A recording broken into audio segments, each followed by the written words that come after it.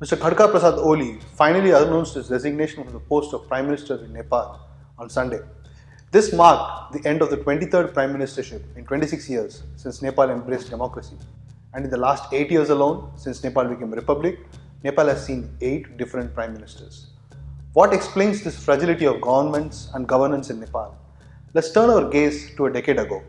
Civil war had ended in 2005 and the monarch had agreed to the restoration of parliament and also to the demand for fresh constituent assembly elections. But protests raged in the plains in the region called the Terai, with plain dwellers, the Madheshis, demanding federal autonomy.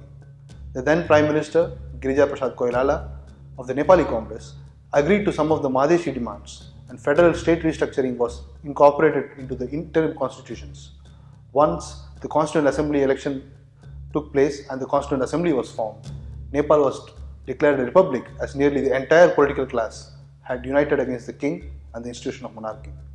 But once the common enemy was out of the way, the Nepali political class went back to what they did best in the 1990s, bickering and the inability to forge consensus on key issues.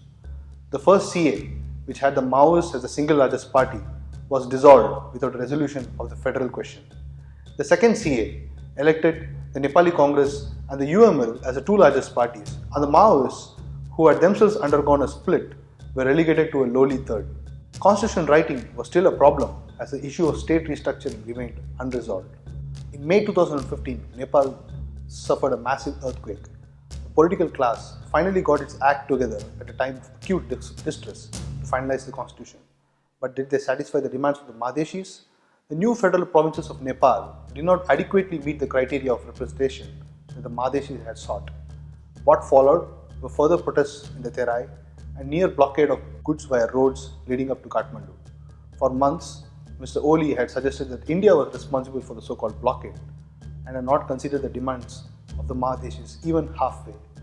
The protests had eased over time, but political bickering persisted. The Maoists, led by Mr. Prachanda, fearful of being indicted for crimes during the Civil War period, finally withdrew support to the Oli-led government. Now, Mr. Prachanda has a chance to form a new government with the Nepali Congress's support.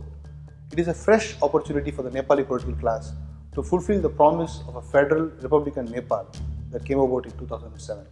The Maoists, led by Prachanda, and the Nepali Congress, led by the late G.P. Koirala, had primarily led the charge towards that promise. Can they rediscover that emphasis again? It is the only way out to a stable Nepal that has finally moved on from this monarchist and upper class dominated past.